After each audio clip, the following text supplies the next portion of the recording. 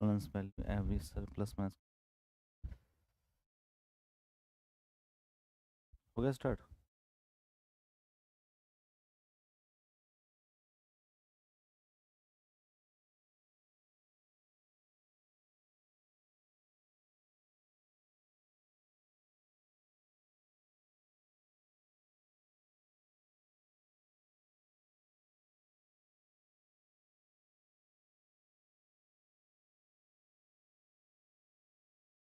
ठीक है। Good evening everybody, कैसे हैं आप सभी? एग्जाम में आप सभी का स्वागत है। मैं अवनीश, चलिए स्टार्ट करते हैं आज की क्लास। क्या मेरी आवाज़ सभी को आ रही है? ऑडियो वीडियो क्लियर है? Good evening, good evening, good evening. Buffering issue तो नहीं है कुछ? All okay? मेरी आवाज़ सभी को पहुंच रही है? ऑडियो वीडियो दोनों क्लियर है? फिर हम क्लास स्टार्ट करते हैं। प्रीवियस क्लास के अंदर मैंने आपको इफेक्टिव स्ट्रेस और आपके कैपिलरिटी, इन सब के बारे में इंफॉर्मेशन दी थी। Yes sir. ठीक है, सब कुछ okay okay, everything is okay, all set. ठीक है सर, बंद कर दीजिए गेट कोई वाला। All okay. ठीक है, चलिए फिर स्टार्ट करते हैं आज की क्लास। और सब ठीक है? थोड़ा बफरिंग इशू चल रहा है आज जियो की तरफ से। मतलब यहाँ जो लोकल सर्वर है वहीं से दिक्कत है कुछ। ना तो फ़ोन में नेट चल रहा है और ना ही आपका साथ में जो ब्रॉडबैंड लगा हुआ है वो भी नहीं चल रहा है। पता नहीं क्यों, या तो मोदी जी आ रहे हैं यहाँ शायद, उसकी वजह से तो कुछ इशू है। पर कोई बात नहीं, इसलिए आपकी जो सुबह वाली क्लास थी वो नहीं चल पाई थी। लेकिन मैक्सिमम टाइम में जब कुछ भी बहुत ज़्यादा दिक्कत होगी तभी आपकी क्लास का टाइमिंग चेंज होगा, वरना आपका टाइमिंग सेम रहेगा। क्योंकि मुझे पता है कि आपके पास टाइम कम है और मैं ज़्यादा बकैती नहीं करूँगा क्लास के अंदर, इतना टाइमिंग को चेंज करूँगा। कुछ अनअवॉइडेबल चांसेस होंगे। हाँ, रात की क्लास भी होने के चांसेस बहुत ज़्यादा है, होंगी। मतलब आरसीसी क्लास तो होनी ही है, क्योंकि सोलह से क्लास कहीं और से लेते हैं, तो वहाँ पे तो नेट का इशू नहीं है, तो वहाँ क्लास चल जाएगी। ठीक है, तो हम क्लास स्टार्ट करते हैं आज की। थोड़ा सा इशू हो गया था सुबह वाले में, वरना मैक्सिमम टाइम पे आपकी जो क्लास है वो टाइम से ही हुआ करेंगी, जो मैं आपको बता रहा हूँ। ठीक है, चलिए फिर स्टार्ट करते हैं। दूसरा दूसरा ये है कि सैटरडे संडे कोई छुट्टी नहीं है आपकी। ठीक है, सैटरडे संडे नो छुट्टी। हो सकता है कि संडे को आपकी जो क्लास है वो 3 हो जाए, क्योंकि आज आपकी क्लास होने में चांसेस थोड़े कम हो गए। तो सैटरडे संडे को भी क्लास रहेंगी, आपको क्लास लेने आना पड़ेगा, क्योंकि टाइम कम है। और बाद में मज़े कर लेंगे जब पेपर ख़त्म हो जाएगा। तो अभी तो ये है कि सारी सारी क्लासेस टाइम से ही कर लेते हैं। ठीक है, चलिए फिर स्टार्ट कर लेते हैं।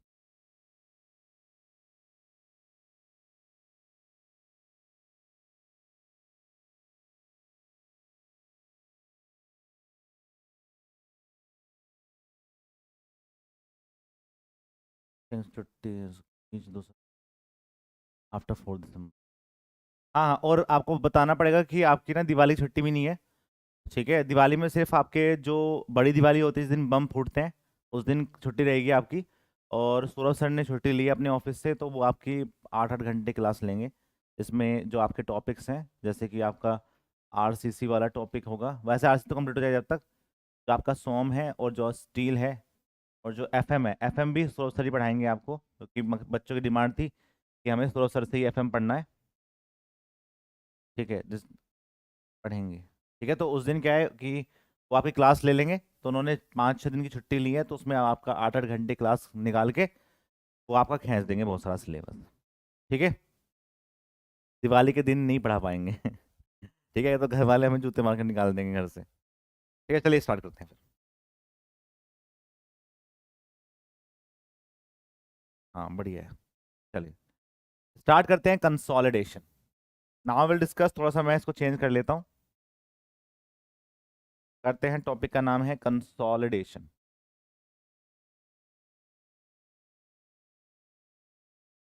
कंसोलिडेशन की बात करते हैं। Consolidation and compressibility. ठीक है, सब कुछ तो आपके पास है ही पहले से ही। ठीक है, पूरा सिलेबस आपके पास है कि कब कब कौन सी चीज़ कंप्लीट होगी, क्या होगी। सर्वेइंग है इसके बाद। ठीक है, जो मैं आपको पढ़ाऊंगा सर्वे पढ़ाऊंगा। और एक बात तो बतानी थी आपको कि जो आपकी बीएमसी क्लास है, बीएमसी और हाईवे की क्लास भी आपकी स्टार्ट होंगी। ठीक है, एक बार सुन लो मेरी पूरी बात। 5 मिनट का टाइम दे दो मुझे, 5 मिनट का टाइम मेरी बकैती सुनने के लिए। ठीक है, 5 मिनट का टाइम दे दो। सुन लो अब ध्यान से। वैभव सर को लाओ सर, वैभव सर आने को तैयार ही ना है अभी। ठीक है। तो अभी आपके पास क्या है ना कि हम बात कर लेते हैं कि जो सिलेबस है वो कैसे चल रहा है और कैसे अभी आगे वाले टाइम में चलेगा। आपका जो सॉइल है वो मोर एंड लेस मंडे तक कंप्लीट हो जाएगा। मंडे तक हम इसको कंप्लीट कर देंगे, वैसे मैं संडे तक कोर्स करूंगा, पर मंडे तक आपका कंप्लीट हो जाएगा सॉइल वाला part. Sir please start now. सुन लो, सुन लो मेरी बात भैया, हाथ जोड़ के विनती है, 2 मिनट सुन लो मेरी बात भी। ठीक है। और फिर आपके पास मैं आपको पढ़ाऊंगा सर्वे वाला पार्ट। सर्वे वाला पार्ट मैं तुरंत स्टार्ट कर दूंगा ट्यूसडे से। अभी मंडे से, मंडे से आपका बीएमसी भी स्टार्ट होगा, बीएमसी। और 25 अक्टूबर से आपका हाईवे स्टार्ट हो जाएगा, हाईवे स्टार्ट हो जाएगा। तो भाई देखो क्या है कि यदि आपको लोड पड़ेगा कि आपको पढ़ना पड़ रहा है 10 घंटे, तो प्लीज़ आपको 10 घंटे पढ़ना चाहिए। यदि क्लास में आपको बहुत कुछ सीखने को मिल रहा है तो 10 घंटे आप पढ़ सकते हैं, कोई दिक्कत नहीं है। तो आपका जो टाइम टेबल रहेगा मैं आपको बता देता हूँ। सुबह 11:30 बजे क्लास रहेगी, 30 AM, जिसमें मैं आपको पढ़ाऊँगा अवनीश सर। ठीक है। फिर आपकी जो क्लास है वो 2 PM रहेगी, इसमें मैं आपको पढ़ाऊँगा। ठीक है। फिर आपकी जो क्लास है वो 4 PM रहेगी, 4 PM। मनमोहन सिंह, मनमोहन सिंह मनमोहन सर हैं, वो आपको पढ़ाएंगे। ठीक है। उसमें क्या है, उसमें आपको बीएमसी पढ़ाया जाएगा, बीएमसी पढ़ाया जाएगा। ये मनमोहन सर से आप पढ़े होंगे, सॉलिट्यूड एजुकेशन के नाम का एक चैनल है, वहाँ भी उन्होंने पढ़ाया है। ठीक है। तो उनका CPWD में सिलेक्टेड कैंडिडेट है वो। ठीक है। CPWD में जॉब कर रहे हैं अभी, तो वो आपको पूरा बीएमसी कंप्लीट करेंगे। फिर आपका रात को 8 बजे, 8 PM, 8 PM आपको सौरभ सर पढ़ाएंगे, सौरभ सर। जिसमें आपका आरसी चल रहा है, आरसी के बाद आपका सोम, जो आपका सोम है। ठीक है, या आपका सोम वाला पार्ट है, या फिर आपका सोम हो गया, आरसीसी हो गया, ये सब जो टॉपिक्स हैं वो इस वाले टाइम में खत्म होंगे। सोम वाला पार्ट है, स्टिल वाला पार्ट है, वो इस वाले पॉइंट में खत्म। ठीक है। तो अब बात करते हैं कि एक टाइमिंग और है। अभी तो आपको बिजी कर दिया इसमें पूरे दिन में, पर मैं चाहता हूँ कि यदि आप 10 दिन भी ऐसा कर लेंगे, 10-12 दिन भी आप कर लेंगे, तो आपका सिलेबस बहुत खिंच जाएगा और कोई दिक्कत नहीं होगी। ठीक है। दूसरा मैं आपको बताता हूँ, सुबह 7 बजे क्लास हुआ करेगी एक, 7 AM में आपका हाईवे होगा, highway, by the help of Prabhav sir. Prabhav sir पढ़ाएंगे, वो DDA-J में सिलेक्टेड है, DDA-J। ठीक है। तो अब बहुत सच बच्चे बोलेंगे सर आप ही पढ़ा दीजिए हाईवे भी, या आप ही पढ़ा दीजिए आपका बीएमसी वाला पार्टी। आप पढ़ लीजिए, यदि आपको पसंद नहीं आएगा तो हम 1-2 क्लास में, ठीक है, हम 1-2 क्लास में ही सब चीज़ें क्या कर देंगे, चेंज कर देंगे, फिर मुझे सब चीज़ अपने आप कवर कराऊंगा। ठीक है। It is depends on you कि आप सबको सही में आ रहा है, लेकिन it is one of the best teacher. और कंटेंट सब हम अपने आप डिसाइड करते हैं। ठीक है। ऐसा नहीं है कि वो अपना कंटेंट लेके आएंगे पढ़ाएंगे, नहीं, हम उनको अपना कंटेंट देते हैं। हमारे एग्जाम की पॉलिसी है कि खुद बनाएंगे। बस इतना बहुत है, घोच पोच हो जाएगा, नहीं इतना ही बहुत है। और यदि आपने ये चीज़ें 10 दिन कर ली, 10 से 12 दिन भी कर ली, तो आपका सिलेबस टाइम से पूरा हो जाएगा। ठीक है। तो वो चीज़ें हैं। और कोचिंग में क्या चल रहा है क्या नहीं चल रहा है, कोई 7 दिन छुट्टी दे रहा है, कोई 8 दिन छुट्टी दे रहा है, हमें मतलब नहीं है। हमने आपसे बोला है कि हम 20 नवंबर से पहले आपका सिलेबस पूरा करेंगे तो करेंगे। ठीक है। और सिलेबस काफ़ी बड़ा है, छोटा तो सिलेबस है नहीं, कंप्लीट करेंगे। और मैंने आपके लिए बहुत कुछ सोचा है। ठीक है। सेल्फ प्रैक्टिस के लिए भी बहुत कुछ सोच रहा हूँ मैं अभी। जैसे ही आपका सिलेबस हमारे हाथ में आएगा, क्योंकि अभी हाथ से दूर है अभी। ठीक है। क्योंकि अभी जब तक 2-3 सब्जेक्ट कंप्लीट नहीं हो जाते, जब तक फीलिंग नहीं आती है। और जैसे ही वो कंप्लीट हो जाएगा, उसके बाद मैं आपको सेल्फ प्रैक्टिस में यूथ के क्वेश्चंस भी करवाऊंगा कुछ। ठीक है। क्योंकि देखो क्या है, आप ESC क्वेश्चंस कर रहे हैं, इट इज़ गुड। मैं जो करवा रहा हूँ आपको, ESC क्वेश्चंस करवा रहा हूँ, गेट करवा रहा हूँ। ठीक है। और मटेरियल से मेरे पास जो स्टैंडर्ड बुक है, स्टैंडर्ड बुक, उनके मैं क्वेश्चंस आपको करा रहा हूँ स्टेटमेंट वाइज में। पर मैं चाहता हूँ कि एक बार कुछ क्वेश्चंस हम यूथ के भी लगा लेंगे। ठीक है। कुछ क्वेश्चंस मैं आपको यूथ के भी लगा दूंगा, YT वाले जो हैं। उसमें क्या है कि उसमें बहुत सारे क्वेश्चंस ऐसे हैं, यूथ A वाली बुक की जो मैं बात कर रहा हूँ, वो वो मैं स्टार्ट करूंगा, क्योंकि उसमें क्या है कि बहुत सारे क्वेश्चंस ऐसे हैं जो आपके एग्जाम में मेंस में आ सकते हैं, है ना। कुछ ऐसे अनअवॉइडेबल क्वेश्चंस जो आपको याद ही करने पड़ेंगे, उन पे हम काम करेंगे। ठीक है, तो ये पूरा पूरा स्केड्यूल है जो आपको समझ में आ गया। एग्जाम में इन्हीं चीजों में से क्वेश्चंस बनेंगे और बहुत अच्छे से तैयारी हो जाएगी। ठीक है, और साथ में आपकी 1 नवंबर से टेस्ट सीरीज स्टार्ट हो रही है। 1 नवंबर से पहला टेस्ट आपका सोयल का रहेगा। ठीक है, 1 नवंबर से 10 नवंबर तक आपके जो टेस्ट हैं, जिसको हम बोलते हैं सब्जेक्ट वाइज टेस्ट, वो स्टार्ट हो जाएंगे। सबको टेस्ट देने हैं, सबको चेक करने हैं हमारे नंबर कहाँ गलत हो रहे हैं, और फिर डिस्कस कर सकते हैं। हाँ सर,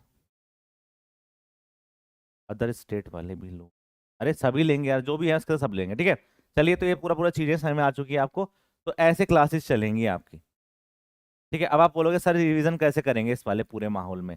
बेटा ये जो मैं आपको बता रहा हूँ पूरा प्रोसेस, ये कम से कम 10 दिन का है बस। ठीक है, 10 डेज। आज क्या तारीख है, आप सबने आप सोच लीजिए कि आपकी अक्टूबर में, अक्टूबर के लास्ट में या नवंबर के फर्स्ट वीक में, नवंबर के नवंबर के फर्स्ट वीक तक आपका मैक्सिमम सिलेबस हाथ में आ जाएगा आपके। फिर आपको रिवीजन ही करना है। ठीक है, ठीक है भाई। तो जैसे आज आपके पास, आपको समझ 20 अक्टूबर की है आपके पास, तो 10 दिन का मान लो, 10-12 दिन की चीजें आपकी कंप्लीट रहेंगी। ठीक है, नहीं मेरी क्लास के अलावा आपको कुछ लगाने की जरूरत नहीं है, लेकिन जो मैं करवाऊंगा, मैं आपको यूथ भी करवा रहा हूँ तो यूथ भी करिए, आप अलग से बुक में मत मत काम करिए। मैक्सिमम बच्चे बोल रहे हैं ईएससी लें, आईएएस मास्टर लें, कुछ लें, जो आपके मन कर रहा है। बेटा आप कंप्लीट नहीं कर पाएंगे उसको पूरा। ठीक है, इसलिए हमने बहुत सारा काम करा है, आप उनको छोड़ दो। बहुत क्वेश्चंस मैं करवा दूंगा यहाँ पे आपको प्रैक्टिस के। 300 क्वेश्चन तो आपके क्लासरूम के अंदर ही है, आप देख लीजिए। 100 क्वेश्चन हम कर चुके हैं। सेल्फ प्रैक्टिस में आपके क्वेश्चंस हैं, फिर में आपके टेस्ट सीरीज में क्वेश्चंस आएंगे। टेस्ट सीरीज में आपके 2000 क्वेश्चंस हैं, तो 2000 क्वेश्चंस कम थोड़ी ना होते हैं। ठीक है, तो बहुत तैयारी हो जाएगी। आप 10 किताब लेके बैठ जाएंगे, फिर एक का भी रिविजन नहीं कर पाएंगे ढंग से। ठीक है, चलिए फिर स्टार्ट करते हैं क्लास को। ये सारी चीज़ आपको समझ में आ चुकी है, इसी पे फोकस किया जाएगा और ऐसे ही आपका जो सिलेबस है वो टाइम पे हो जाएगा। हमारी क्लास के टाइम पे यूट्यूब पे मत करवा देना, ठीक है।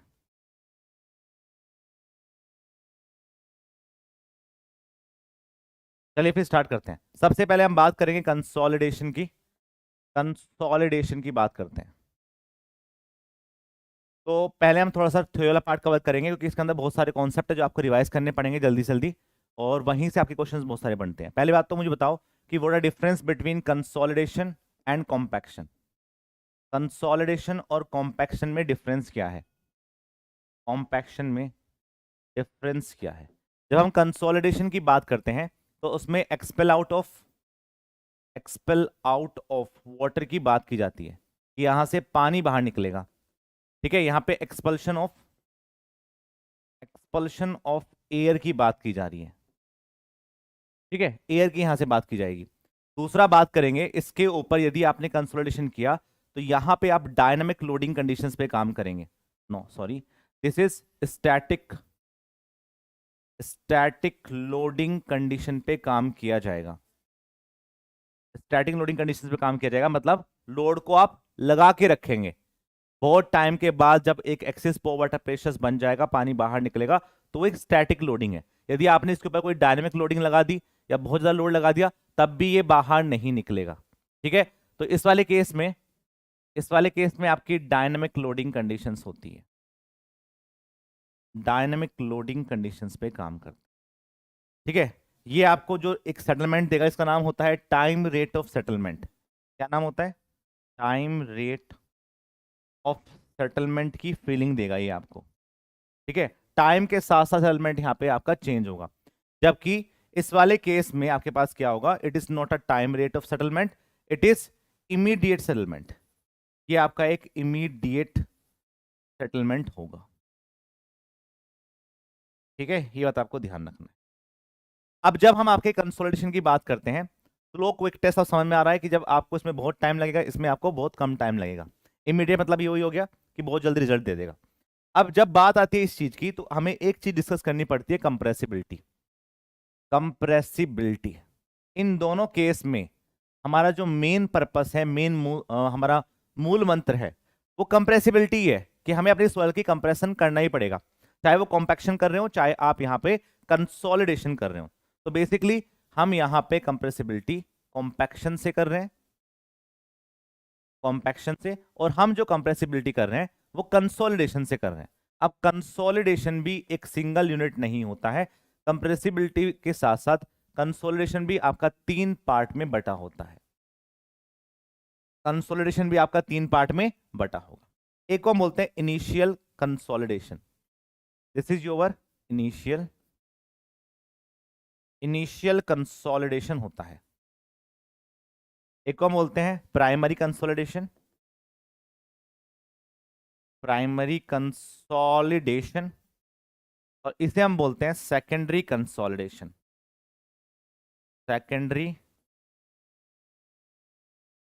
सेकेंडरी कंसोलिडेशन बोलते हैं इसको। ठीक है, सुन लीजिए। तो थोड़ी बात तो क्या है कि आपको लगेगा कि सर थ्योरी पढ़ा रहे हैं, लेकिन बहुत जरूरी है, कॉन्सेप्ट डेवलप नहीं होंगे तो क्वेश्चंस कितने लगा लो कोई फायदा नहीं है। इसलिए आपको पढ़ने पड़ेंगे, आपको बुरी लगे अच्छे लगे, क्योंकि सूरज सर को बहुत नेगेटिव कमेंट आए हैं इस चक्कर में, क्योंकि उन्होंने क्वेश्चंस की जगह आपको थोड़ा थ्योरी पढ़ाने की कोशिश करी, लेकिन आपके डेप्थ में नहीं जाओगे तो कैसे बनेगा चीजें, इसलिए ध्यान से सुन लो। ओके, तो यहाँ पे आपके पास क्या है, इनिशियल प्राइमरी सेकेंडरी कंसोलिडेशन पे काम किया जाता है। यहाँ पे हम जो इनिशियल कंप्रेशन होता है इसमें आपका इलास्टिक डिफॉर्मेशन होता है, इलास्टिक डिफॉर्मेशन पे काम किया जाता है। और जब इलास्टिक डिफॉर्मेशन पे काम किया जाता है तो उसको हम इस वाले केस में नेग्लेक्ट कर देते हैं, नेग्लेक्ट कर देते हैं, इसलिए कंसोलिडेशन में इनिशियल कंसोलिडेशन का कोई मतलब नहीं होता। अब बात करते हैं प्राइमरी कंसोलिडेशन। प्राइमरी कंसोलिडेशन का मेन मतलब होता है, ठीक है, प्राइमरी कंसोलिडेशन का मेन मतलब होता है कि आपका यहां से वाटर का बाहर निकलना, एक्सपेल आउट ऑफ वाटर। ठीक है, यहां पे एक्सपल्शन ऑफ वाटर होगा, एक्सपल्शन ऑफ वाटर होगा, और सिंपल सी बात है कि excess for water pressure dissipate होगा, excess for water pressure, for water pressure यहां पे डिसिपेट होगा, डिसिपेट होगा। ठीक है, इसको हम बात करते हैं सेकेंडरी कंसोलिडेशन। ठीक है, बात करेंगे यहां पे हम सेकेंडरी कंसोलिडेशन की बात करेंगे। तो सेकेंडरी कंसोलिडेशन में कोई पानी बाहर नहीं निकलता है, सारा पानी आपके प्राइमरी कंसोलिडेशन में बाहर निकल जाता है। फिर सेकेंडरी क्या होगा, सेकेंडरी के अंदर जो पार्टिकल्स और आपके वॉइड्स के बीच में जो गैप था ना, देखो सिंपल समझो, ये आपके सॉलिड पार्टिकल्स थे, इस सॉलिड पार्टिकल्स के बीच में, इस सॉलिड पार्टिकल्स के बीच में जो ये गैप बचा हुआ था, इसमें पहले पानी था, अब सारा पानी बाहर निकल गया। जब सारा पानी बाहर निकल गया तो बीच में गैप है, अब इस गैप को भी भरना चाहेगा, तो पार्टिकल रीओरिएंट हो जाते हैं या रीएडजस्टमेंट करते हैं। इस रीएडजस्टमेंट को डिस्क्राइब किया जाता है और इसको हम बोलते हैं plastic readjustment, plastic readjustment, readjustment. या हम ये बोलेंगे कि जो आपके पार्टिकल्स हैं वो मोर स्टेबल पोजीशन में जाना चाहते हैं। ठीक है, पार्टिकल्स मोर स्टेबल पोजीशन में जाना चाहते हैं, में जाना चाहते हैं, इसकी वजह से आपका सेकेंडरी कंसोलिडेशन देखने को मिलता है कि पार्टिकल एडजस्ट होंगे और एक स्टेबल पोजीशन में जाके मिलेंगे। लेकिन ध्यान रखेंगे इस वाले केस में आपकी इफेक्टिव स्ट्रेस इंक्रीज करेगा, क्योंकि कंप्रेसिबिलिटी आप कर रहे हैं तो इफेक्टिव स्ट्रेस इंक्रीज करेगा, पार्टिकल टू पार्टिकल पास पास आ जाएगा। लेकिन जब आप सेकेंडरी कंसोलिडेशन करते हैं तो वो कांस्टेंट इफेक्टिव स्ट्रेस पे काम करता है, तो it is work on constant effective stress पे काम करता है, ये कांस्टेंट इफेक्टिव स्ट्रेस पे काम करता है। ये बातें आपको ध्यान रखनी है, एग्जाम में क्वेश्चंस बनेंगे। ठीक है, अब ये जो सारा का सारा काम है हम कौन से टाइप की सॉइल में कर रहे हैं, तो it is all about saturated soil. यदि सॉइल के अंदर सैचुरेशन ही नहीं होगा तो पोर वाटर प्रेशर बनेगा ही नहीं, और पोर वाटर प्रेशर बनेगा ही नहीं तो हम कंसोलिडेशन पे काम नहीं कर पाएंगे। ठीक है, ये बात आपको ध्यान रखनी है, एग्जाम में क्वेश्चंस बन सकते हैं। अब बात आती है कि जब हम इन चीजों को बनते हैं, हाँ, secondary due to the readjustment particles और इफेक्टिव स्ट्रेस कांस्टेंट पे काम करता है, ये आपका एग्जाम में क्वेश्चन बनेगा। इसी को भी हम बोलते हैं क्रीप। आपने नाम सुना होगा, एग्जाम आपके क्वेश्चन में दे रखा है कि जो क्रीप एडजस्टमेंट होता है वो भी आपके सेकेंडरी कंसोलिडेशन में देखने को मिलता है। ठीक है, क्लियर है सभी को? तो ये सब चीजें आप ध्यान रखेंगे, एग्जाम में क्वेश्चन बन सकता है। You have to understand all of these things. अब बात आती है कि चलो हमने ये सब पढ़ लिया और इन सब पे हमने काम कर लिया, अब जब हम कंसोलिडेशन करते हैं तो हमें दो टाइप की सॉइल देखने को मिलती है। एक को हम बोलते हैं normally consolidated soil, normally consolidated soil, और एक को हम बोलते हैं ओवर कंसोलिडेशन, ओवर कंसोलिडेशन, और एक को हम बोलते हैं प्री कंसोलिडेशन।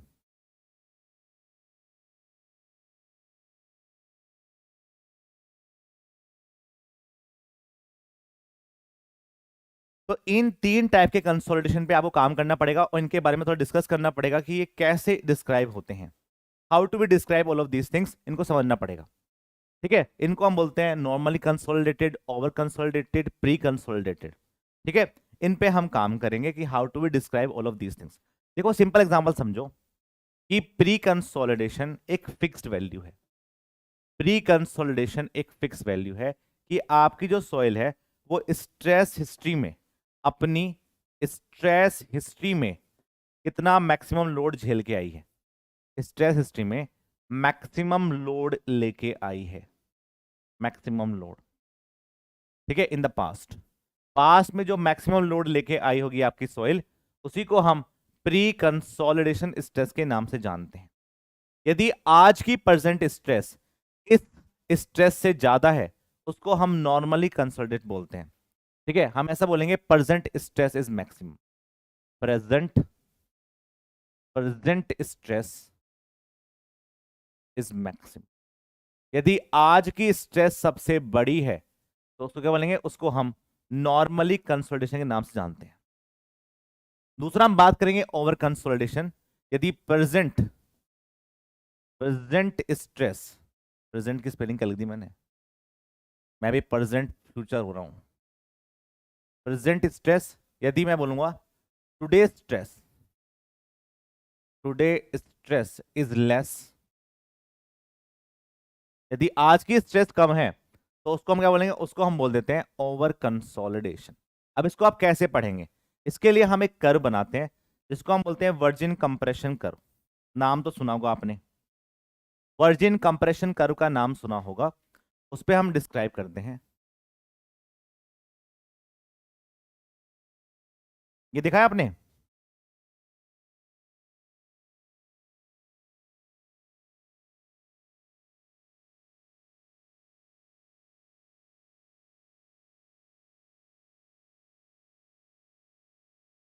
इस कर्व के बारे में आपने देखा होगा।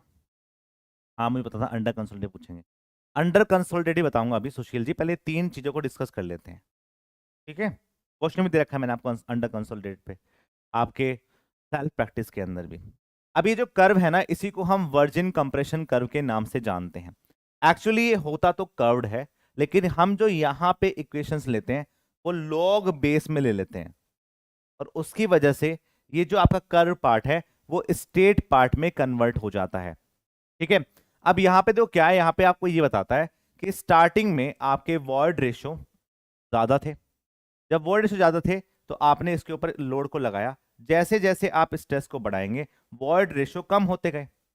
अब जब कम होते गए तो यहाँ पे आपके डिफरेंट टाइप के पॉइंट्स को हमने डिस्कस किया, जैसे ए बोलता हूँ इसको मैं, बी बोल देता हूँ इसको, इस पॉइंट को सी बोल देता हूँ, डी बोल देता हूँ, इसको मैं ई बोल देता हूँ। तो जैसे जैसे आपने लोड को लगाया वैसे वैसे मैक्सिमम वॉइड रेशो थे, वॉइड रेशो कम होते होते होते होते बहुत कम हो गए। फिर आप बोलोगे सर ये वाला पार्ट कैसे आया, ये वाला पार्ट आपका आता है स्वेलिंग में, स्वेलिंग पार्ट में। आप जब ऑडियोमीटर टेस्ट के अंदर स्प्रिंग एनालॉजी मेथड पे काम करते हैं तो आप क्या करेंगे, जब मैक्सिमम लोड लगाएंगे तो लास्ट लोड पे अपने लोड को हटाते हैं, तो पार्टिकल्स जो आपका कंप्रेस हुआ वो स्वेलिंग भी करेगा। तो वो स्वेलिंग वाले पार्ट में क्या आपके वॉइड रेशो पहले की तरह बढ़ना स्टार्ट नहीं करेंगे, जब स्वेलिंग करेगा तो आपके वॉइड रेशो बढ़ेंगे। फिर उसके बाद आपने उसको दोबारा कंप्रेस किया तो वो अपने मेन पोजीशन पे पहुंच जाता है। यही आपका वर्जिन कंप्रेशन कर्व बताता है। यहां पे हम डिफरेंट टाइप की इक्वेशंस को कैलकुलेट करते हैं, जो ये बी सी डी की वैल्यू हम कैलकुलेट करते हैं, इसके लिए हम एक कोफिशिएंट को डिस्क्राइब करते हैं जिसको बोलते हैं सी सी। दूसरा, यहां पे आपके रिकंप्रेशन है, रिकंप्रेशन किया आपने, और यहां पे आपकी प्री कंसोलिडेशन स्ट्रेस है, जो एक फिक्स स्ट्रेस है। जब आप सोयल को लेके आए होंगे तो सोयल में आपने ये भी चेक कर लिया होगा कि उसकी पास हिस्ट्री में मैक्सिमम कितनी स्ट्रेस ये झेल के आया होगा। तो मैक्सिमम स्ट्रेस झेल के आया होगा उसी को हमने प्री कंसोलिडेशन बोला। लेकिन जैसे ही आपने आज की स्ट्रेस को बढ़ाया तो आप इस वाले पार्ट में घुस गए। जब इस वाले पार्ट में घुस गए तो सोयल क्या हो गई? सोयल आपकी नॉर्मली कंसोलिडेटेड हो गई, नॉर्मली कंसोलिडेटेड सोयल आपकी हो।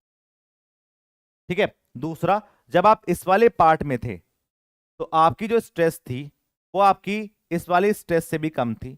आपने अपने लोड को थोड़ा घटा दिया या स्वेलिंग प्रोसेस हुआ होगा, कुछ भी हुआ होगा, तो उसकी वजह से स्ट्रेस थोड़ी कम हो गई, तो यहां पे सोयल आपकी ओवर कंसोलिडेट हो गई। तो दैट मीन्स कि जो प्री कंसोलिडेशन वाला पार्ट है, ठीक है, जो आपकी प्री कंसोलिडेशन वाला पार्ट है वो एक एज अ बेंचमार्क की तरह काम करेगा, जो ये बताएगा कि इसके कंपैरिजन में जो सॉइल है मेरी वो नॉर्मली है या सॉइल जो है मेरी वो ओवर कंसोलिडेट है। जैसे हम यहां पे कोफिशिएंट को डिस्क्राइब करते हैं जिसको हम कंप्रेशन इंडेक्स के नाम से जानते हैं, that is called the compression index. Compression index के नाम से जानते हैं। ठीक है। ऐसे ही हम यहां पे जहां पे आपका रिकंप्रेशन हुआ उसको हम सीआर से जानते हैं, और जो मेरे पास यहां पे सिग्मा पी होगा उसको हम बोल देते हैं सीओसी। ओवर कंसोलिडेशन के नाम से इन कोफिशिएंट को डिस्क्राइब करते हैं। इन इंडेसिस की वजह से या इन इंडेक्स प्रॉपर्टी की वजह से ही हम आपकी सॉइल के अंदर सेटलमेंट के क्राइटेरिया पे काम करते हैं कि आपकी जो सॉइल है उसके अंदर कितना सेटलमेंट हुआ होगा।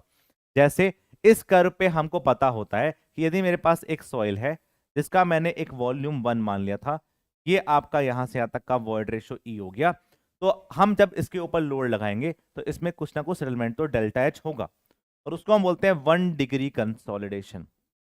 जो 1 डिग्री कंसोलिडेशन है वो इस बात पे डिपेंड करता है कि जो डेल्टा एच बाई एच है वो आपके डेल्टा ई अपॉन 1 प्लस के ई नोट पे डिपेंड करेगा, इस फैक्टर्स पे डिपेंड करेगा। इसी को हम 1 डिग्री कंसोलिडेशन के नाम से जानते हैं। ठीक है। अब जब हम इन क्वेश्चंस को करेंगे तो पहले हम ये चेक करते हैं कि जो सॉइल है मेरे पास वो नॉर्मली कंसोलिडेट है या फिर जो सॉइल है मेरी वो ओवर कंसोलिडेट है। क्योंकि जब नॉर्मली कंसोलिडेट होगी तो फिर हम इस कंप्रेशन इंडेक्स पे काम करेंगे, सीसी पे। जब सॉइल आपकी ओवर कंसोलिडेट होगी तो हम सीसी और सीआर पे काम करेंगे कि रिकंप्रेशन हुआ है या नहीं हुआ। तो उस बिहाफ पे आपकी सॉइल को डिस्क्राइब किया जाता है, ये आपको समझना है। ठीक है। अब मैं बात करूं इस सीसी की वैल्यू की, तो सीसी को हम कंप्रेशन इंडेक्स के नाम से जानते हैं, जो delta E upon log 10 base sigma 2 effective bye sigma 1 effective के नाम से जाना जाता है।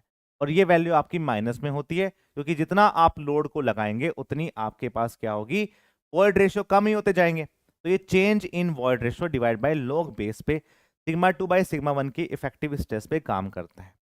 ये जो कंप्रेशन इंडेक्स है मेरे पास सीसी वाला, ये आपकी लिक्विड लिमिट पे भी डिपेंड करता है। 0.09 लिक्विड लिमिट माइनस के 10, ये वाला फॉर्मूला भी आपने पढ़ा होगा। यदि सॉइल की लिक्विड लिमिट बढ़ रही है तो उसका कंप्रेशन इंडेक्स भी बढ़ेगा। ये जो फॉर्मूला है ये हम अनडिस्टर्ब्ड सॉइल के लिए लिखते हैं, अनडिस्टर्ब्ड सॉइल के लिए कैलकुलेट करते हैं। फिर एक सीसी का फॉर्मूला होता है 0.007 लिक्विड लिमिट माइनस के 10। कई जगह ये वैल्यू आपको 7 दे रखी है पर मैं 10 पे काम करूंगा। ठीक है। ये जो फॉर्मूला है हम यूज करते हैं रिमोल्डेड में, रिमोल्डेड सॉइल के केस में हम इस वाले फॉर्मूले पे काम करें। अब जो क्या होगा ना, अब हमने सिर्फ सीसी कैलकुलेट कर लिया तो सीसी से तो काम नहीं चलेगा। अब हमें एग्जैक्टली ये कैलकुलेट करना है कि कितने वॉइड रेशियो के चेंज पे कितनी इफेक्टिव स्ट्रेस का इंक्रीमेंट हुआ, वो हमें चेक करना होता है। सर टरजागी ने दिया था, हाँ टरजागी तो है पापा, सोयल मैकेनिक्स के फादर कौन है? टरजागी बाबा, तो उन्होंने ही सब कुछ बता रखा है, ये आपको ध्यान रखना है।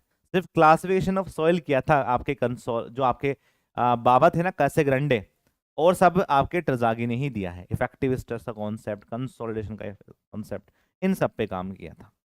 ठीक है। अब देखो ध्यान से, जैसे आपने ये सीसी कैलकुलेट किया वैसे मैं एक्चुअली कैलकुलेट करना चाहता हूं कि कंप्रेशन इंडेक्स की जगह मैं कोफिशिएंट ऑफ कंप्रेसिबिलिटी कैलकुलेट करना चाहता हूं कि आपकी सॉइल के अंदर कोफिशिएंट ऑफ कंप्रेसिबिलिटी है कितना। ठीक है। तो यहां पे हम कुछ इंडेक्सेस पढ़ेंगे, उनकी वजह से ही हम आपकी सॉइल की प्रॉपर्टी में कंसोलिडेशन चेक कर पाते हैं। फर्स्ट आपका उसके अंदर होता है coefficient of consolidation, coefficient of compressibility, coefficient of compressibility जिसको हम क्या बोलते हैं, एवी बोलते हैं। एवी आपका delta E by delta sigma होता है, ये भी आपका नेगेटिव में delta E by delta sigma होता है, इसको हम एवी के नाम से जानेंगे। ये बताएगा एक्चुअली वो तो कंप्रेशन था, लेकिन यहां पे हमने लॉग को यूज नहीं करा, हम जो आपका बेसिक कर्व था, जो कर्ड वाली शेप थी, उसी पे काम करके चेक करते हैं कि एक्चुअली इसके अंदर कितनी कंप्रेसिबिलिटी है, कि वॉइड रेशियो के चेंज होने से इफेक्टिव स्ट्रेस पे क्या इफेक्ट पड़ता है, या इफेक्टिव स्ट्रेस के चेंज होने से आपके वॉइड रेशियो पे क्या इफेक्ट पड़ता है, वो हम चेक करते हैं। इसी को हम कोफिशिएंट ऑफ कंप्रेसिबिलिटी बोलते हैं। सेकेंड, हम कैलकुलेट करते हैं coefficient of volume compressibility. Coefficient of volume compressibility calculate करते हैं, इसको हम एमवी बोलते हैं। तो एमवी मेरे पास क्या होता है, एमवी आपका एवी अपॉन 1 प्लस के ई नोट पे काम करता है। ये आपका होता है यहाँ पे चीजें। अब आपके एग्जाम में, प्री में भी और मेंस में भी, इस वाले टॉपिक से क्वेश्चंस बनने के चांसेस बहुत ज्यादा रहते हैं। अब इसको कैसे कैलकुलेट करेंगे देख लीजिए ध्यान से। जैसे मेरे पास यहाँ पे एवी है, तो क्या हम कुछ कैलकुलेशंस कर सकते हैं, मैं आपको दिखा देता हूं जिससे कि आपको याद रहे, क्योंकि इनको ऐसे याद करोगे तो डायरेक्ट क्वेश्चन तो एग्जाम में आएगा नहीं कि एम बी बराबर ए वी अपन 1 प्लस के ई नोट आता है, वो अलग फॉर्म में पूछेगा आपसे। जैसे आपको पता है एम वी की जगह आपको पता है ए वी की वैल्यू ये है, तो क्या मैं ऐसे सकता हूं delta E by delta sigma, ठीक है, इंटू 1 प्लस के ई नोट लिख सकता हूं मैं क्या एम वी को। जैसे ही मैं एम वी को ये लिखूंगा तो मुझे पता है कि डेल्टा ई अपॉन 1 प्लस के e naught delta H upon H के बराबर होता है, डेल्टा एच अपॉन एच के बराबर होगा। तो यहां पे यदि आप ये कैलकुलेट करेंगे तो आप देख लीजिए ध्यान से कि यहां पे एमवी की वैल्यू मेरे पास कितनी होगी, कि अभी अब डेल्टा ई अपॉन 1 प्लस के ई नोट की वैल्यू को आप यहां पे पुट कर दीजिए, तो MV equals to delta H upon H into delta sigma effective, ठीक है, ये हम कैलकुलेट कर सकते हैं। तो यदि मुझे सेटलमेंट कैलकुलेट करना होगा, यदि मुझे डेल्टा एच की वैल्यू को कैलकुलेट करना होगा, तो हम करेंगे M V into delta sigma effective into H. इसकी फॉर्म में आप अपने सेटलमेंट को कैलकुलेट कर सकते हैं, या हम आपके एम वी की वैल्यू को कैलकुलेट कर सकते हैं एज पर द बेसिस कि भाई इट इज चेंज इन या फिर settlement change divided by change in effective stress, change in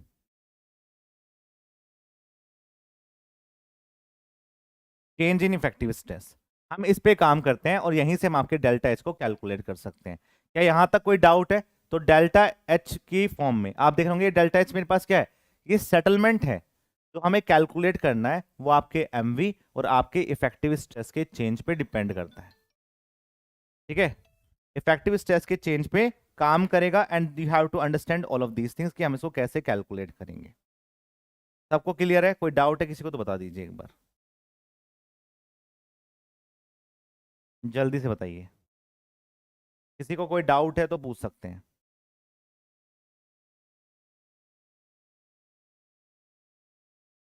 clear sir, clear clear clear. अरे कोई दिक्कत नहीं है, इसमें सिंपल चीजें हैं, तो यहाँ पे आपको चेक करना है, कहाँ पे आपको कैसे चेक करना है, ठीक है।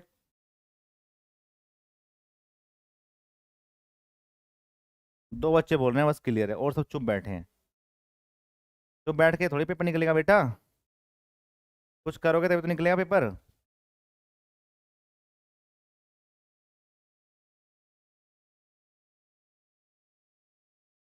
क्लियर है, तीन बालक बोल रहे हैं और सब चुप बैठे हैं। 30-35 बच्चे क्लास के अंदर प्रेजेंट हैं और ये चुप बैठे रहेंगे। कोई बात नहीं, बैठे रहो चुप, मारो को जा रो, ठीक है। तो ये बात आपको समझ में आ गई कि हम इसको कैसे कैलकुलेट करते हैं। You have to understand all of these things कि ऐसे भी हम यहाँ पे काम कर सकते हैं, ठीक है।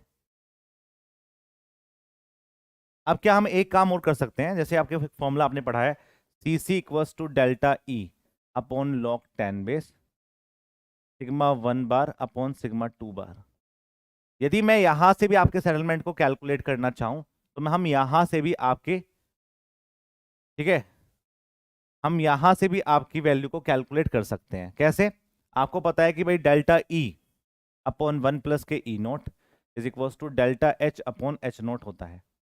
तो आप जहां पे डेल्टा ई की वैल्यू है, क्या उसकी जगह delta H upon H naught into 1 + के ई नोट की वैल्यू को पुट कर सकते हैं। तो यहां पे यदि आप सी सी की वैल्यू को दिखाई देखेंगे तो डेल्टा ई की जगह delta H upon H naught into 1 + के e naught divided by log 10 base sigma 1 bar by sigma 2 bar पे काम किया जाएगा। ऐसे हम कैलकुलेट कर लेंगे इसको। यदि कैलकुलेट कर लोगे तो आप यहां से डेल्टा एच की वैल्यू बता दो। तो डेल्टा एच आपका सी सी अपॉन 1 + के e naught log 10 base sigma 2 bar upon sigma 1 bar पे काम आएगा ही नहीं आएगा। तो we have to calculate the settlement like this. हम आपके सेटलमेंट को इस तरह से कैलकुलेट कर सकते हैं। ठीक है, ऐसे हम कैलकुलेट कर सकते हैं, यही आपका फॉर्मूला यूज किया जाएगा। आप मैं बताओ, जो मैंने ये सीसी का फॉर्मूला लिखा, ये कौन सी टाइप की सॉइल के लिए यूजफुल रहेगा? ओवर के लिए या फिर नॉर्मली कंसोलिडेट सॉइल के लिए? कौन सी टाइप की सॉइल के लिए हम इस फॉर्मूले पे काम कर सकते हैं?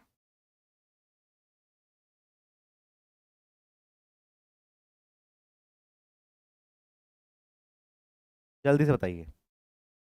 Into H, yes. तो ऐसा कर देते हैं, ठीक है। अब सही है। कौन से टाइप की सॉइल के लिए? तो यहां पे आपको ध्यान रखना है, it is use in normally consolidated clay. Normally consolidated clay के लिए हम यहां पे काम करेंगे। अब आप सोच रहे होंगे सर ये सिग्मा 1 सिग्मा 2 बार क्या है? अब यही समझना है आपको कि सिग्मा 1 सिग्मा 2 बार है क्या। अब यहां पे समझिए ध्यान से, सिग्मा 1 बार आपकी इफेक्टिव स्ट्रेस है। तो आप कैलकुलेट करेंगे, नॉर्मली मैंने आपको सिखा दिया है कैसे कैलकुलेट करते हैं।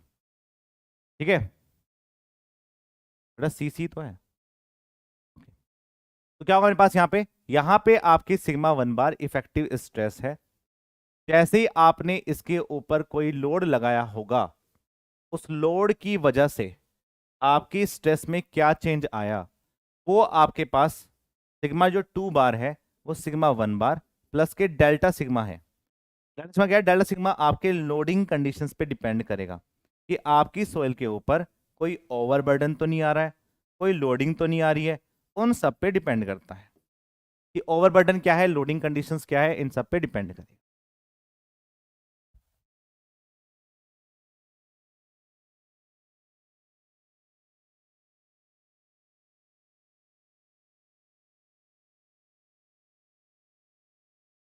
तो प्लीज़ आरसीसी की क्लास पर ध्यान दीजिए, कोई लेवल नहीं है क्वेश्चंस का एसएससी मेंस के अकॉर्डिंग।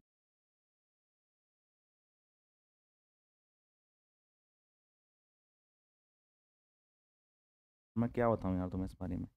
मैक्सिमम बच्चे तो अच्छा ही बता रहे हैं निखिल। आई डोंट नो कि what is the problem is that कि क्वेश्चन प्रैक्टिस कम है या फिर आपके न्यूमेरिकल पोर्शंस कम हैं। तो आप बताते हुए तो नहीं है हर चीज़ अच्छे से। ठीक है, तो ये आपका फॉर्मूला है, इस पे हम काम करते हैं। डेल्टा सिग्मा पे हम कैलकुलेट करेंगे लोडिंग ओवरबर्डन कंडीशंस पे। जैसा मैं आपको पढ़ा रहा हूँ, क्या सर आपको ऐसा नहीं पढ़ा रहे हैं क्या? ठीक है, मैं कमेंट सेक्शन में ज़्यादा ध्यान नहीं देता हूँ, लेकिन बच्चों की बहुत सारी क्वेरी है कि जैसा आप पढ़ा रहे हैं क्या सर ऐसा नहीं पढ़ा रहे हैं? क्वेश्चंस समझा रहे हैं आपको, या फिर क्वेश्चंस कम आ रहे हैं, क्वेश्चंस का लेवल कम है, या फिर थ्योरी वाले पार्ट पे फोकस नहीं कर रहे हैं? कुछ तो बताइए, कुछ बताओगे तभी तो हम उस पर काम करेंगे।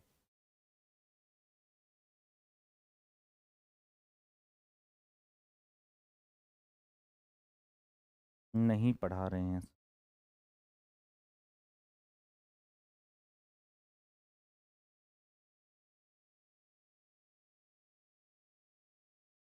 बताओ ऐसे में कैसे ध्यान दे दूं हर चीज़ पे।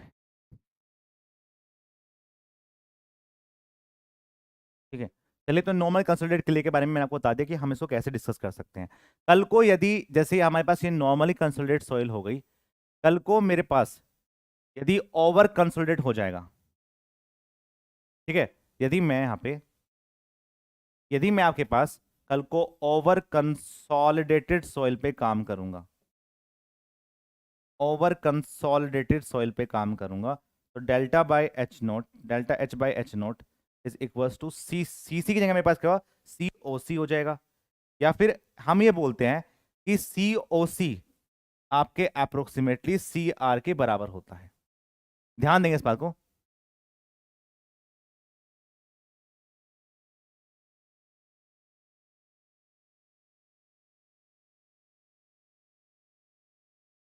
ठीक है, तो यहां पे क्या है मेरे पास, यहां पे सी ओ सी और सी आर की वैल्यू हमारे पास अप्रोक्सीमेटली हम इक्वल मान लेते हैं। इसकी वजह से दिक्कतें ज्यादा नहीं होती हैं, और we have to calculate this formula कि C O C upon 1 plus के e naught void ratio log 10 base sigma 1 bar upon sigma 2 bar. इस सिग्मा 1 सिग्मा 2 बार में डिफरेंस है, ये आपकी ओवर कंसोलिडेशन सॉइल वाली चीजों पे काम किया जा रहा है। ठीक है, मैं आशीष जी मैं बात कर लूंगा उनसे, थोड़ा सा अपडेट करवा देंगे उनसे। ठीक है, आप बताओगे तो हम चीज़ों को अपडेट कर लेंगे उसके हिसाब से। तो delta H by H naught equal to C O C 1 upon 1 plus के e naught log 10 base sigma 2 bar by sigma 1 bar से हम यहाँ पे डिस्क्राइब करते हैं। ठीक है, ये बात आपको ध्यान रखनी है कि ओवर कंसोलिडेशन में फॉर्मूले में कोई चेंजेस नहीं आएगा, लेकिन सीसी हम अलग यूज करते हैं और यहां पे हम आपके सीओ से अलग काम करेंगे। You have to work on. ठीक है, तो ये आपको ध्यान रखना है, एग्जाम में इस टाइप के क्वेश्चंस आपके बनते हैं। You have to understand all of these things. अब यहां पे एक टर्म और आता है कि कल को आपकी जो सॉइल है ना, वो किसी ट्रांजिशन से होके गई। मतलब क्या, पहले सॉइल आपकी ओवर कंसोलिडेट थी, फिर उसने अपनी मैक्सिमम स्ट्रेस को अचीव किया और फिर वो नॉर्मली कंसोलिडेट हो गई। तो यदि इस टाइप के क्वेश्चंस आपके एग्जाम में आते हैं तो हमें ट्रांजिशन जोन पे काम करना पड़ता है कि हम पहले सॉइल को ओवर कंसोलिडेट मानते हैं और फिर हम आपकी सॉइल को मान लेते हैं नॉर्मली कंसोलिडेट। ठीक है, इस तरह से काम किया जाता है। दूसरा, आपके जो एग्जाम में स्टेटमेंट वाले क्वेश्चन बन सकते हैं वो इस वाले कर्व पे बन सकते हैं। जैसे कोई आपसे पूछे कि इस केस में आपके पास एनसी सॉइल भी है, जैसे ये वाला पार्ट आपकी एनसी सॉइल का होता है और ये वाला पार्ट आपकी ओ सॉइल का पार्ट होता है, तो किसके अंदर कंप्रेसिबिलिटी ज्यादा है। तो आप ध्यान रखेंगे जहां पे आपके वॉइड रेशियो कम होंगे, आपकी इफेक्टिव स्ट्रेस पे बढ़ने पे वहां पे कंप्रेसिबिलिटी ज्यादा रहेगी। तो नॉर्मली कंसोलिडेट सॉइल के केस में कंप्रेसिबिलिटी ज्यादा रहेगी, जबकि यहां पे कंप्रेसिबिलिटी कम रहेगी क्योंकि सॉइल आपकी ओवरबर्डन को झेल नहीं पा रही है। उसकी प्रेजेंट स्ट्रेस से कम स्ट्रेस आप उसके ऊपर लगा रहे हैं तो वो कंप्रेस ही नहीं होगी। तो यहां पे कंप्रेशन ज्यादा होगा और यहां पे कंप्रेशन कम होगा। ये बातों को आपको ध्यान रखना। अब यहां पे हम उसको, तो उस जो चीज मैं आपको बता रहा हूं ट्रांजिशन वाली, वो मैं आपको बाद में बताऊंगा, लेकिन उससे पहले आपको एक चीज सीखनी पड़ेगी, उसको बोलते हैं time rate of consolidation. Time rate of consolidation आपके एग्जाम में मैक्सिमम क्वेश्चन इस वाले टॉपिक से बनता है। मैक्सिमम क्वेश्चन आपके इस वाले टॉपिक से बनता है, इसको बोलते हैं टाइम रेट ऑफ कंसोलिडेशन। ठीक है, अब जब हम आपके 1 डिग्री कंसोलिडेशन पे काम करते हैं तो हम ये बोलते हैं del U by del T is equals to C V del square U by del Z square. आपने ये वाला फॉर्मूला पढ़ा है? ये जो फॉर्मूला है ये टरजागी बाबा ने दिया था और उन्होंने बोला था कि आपको 1 डिग्री कंसोलिडेशन पे जब भी आप काम करेंगे तो आपका जो पोर वाटर प्रेशर है ना, पानी के अंदर बोल रहा हूं, आपकी सोइल के अंदर जो पोर वाटर प्रेशर है वो 2 फैक्टर्स पे डिपेंड करता है। इस पे एक तो जेड डेप्थ पे डिपेंड करेगा और आपके एक टाइम टी पे डिपेंड करेगा। जैसे यदि मैं एक कर्व बनाऊं, आप देख लीजिए ध्यान से, दिस इज योर कर्व। ठीक है, और यहां पे आपके पास कर्व ऐसे जाते हैं, ऐसे ऐसे ऐसे, या टाइम आपके पास टाइम जोन ये रहेगा, ये T1 है, ये T2 है, ये आपका T3 जोन है। ठीक है, और ये आपकी जेड डेप्थ है, ये आपकी जेड डेप्थ है। और ये जो मैंने आपको ये बनाए हैं कर्व, इनको हम आइसोक्रोन्स बोलते हैं। आइसोक्रोन्स जो आपके पोर वाटर प्रेशर्स को डिस्क्राइब करेंगे। किसे करेंगे? पोर वाटर प्रेशर्स को डिस्क्राइब करेंगे। पोर वाटर प्रेशर्स को डिस्क्राइब करेंगे। ठीक है, तो आप देख रहे होंगे कि जो पोर वाटर प्रेशर्स है वो 2 फैक्टर्स पे डिपेंड करता है। एक तो अलग अलग टाइम पीरियड पे आपके पोर वाटर प्रेशर्स की वैल्यू अलग अलग होगी, और दूसरा वो आपकी जेड डेप्थ पे डिपेंड करता है। यहां पे पोर वाटर प्रेशर अलग है, यहां पे पोर वाटर प्रेशर अलग है, यहां पे पोर वाटर प्रेशर आपका अलग है। जब आपने टरजागी प्रिंसिपल पे काम किया था तो यहां पे हमने डबल ड्रेनेज कंडीशंस पे काम किया था, डबल ड्रेनेज कंडीशंस पे काम किया। तो आप बोलोगे सर ये डबल ड्रेनेज कंडीशन क्या है, तो आप सब जानते हैं कि जब आपके ऊपर वाले पार्ट में यहां भी आपके पास सैंड होगा और यहां भी आपके पास सैंड होगा, तभी आपकी क्ले में पोर वाटर प्रेशर का जो डायग्राम है वो ऐसा बनेगा। क्लियर सभी को? तो इसी को डिस्क्राइब करने के लिए हम टाइम रेट ऑफ कंसोलिडेशन पे काम करते हैं, और यहीं से एक टर्म आता है ये सीवी। इस सीवी को हम क्या बोलते हैं? इस सीवी को हम बोलते हैं coefficient of consolidation, coefficient of consolidation के नाम से जानते हैं। ये जो कोफिशिएंट ऑफ कंसोलिडेशन है सीवी, कुछ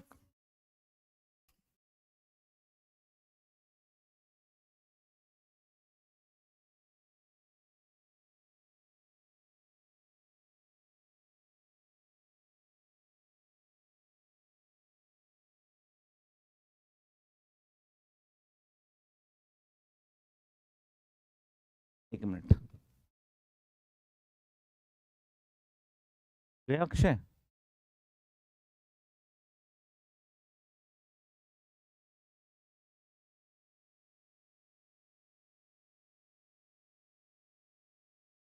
चलिए अब देखिए ध्यान से। यहाँ पे जब हम आपके पास ये फॉर्मूले की बात कर रहे हैं, कोफिशिएंट ऑफ कंसोलिडेशन कैलकुलेट कर रहे हैं, तो यहां पे हम एक फॉर्मूला कैलकुलेट करेंगे, TV equals to CV into T upon D square.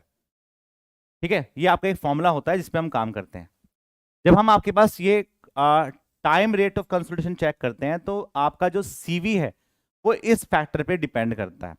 जैसे यहां पे जो टीवी है इसी को हम टाइम फैक्टर के नाम से जानते हैं, टाइम फैक्टर के नाम से जानते हैं, और मेंस का सबसे फेवरेट टॉपिक है ये।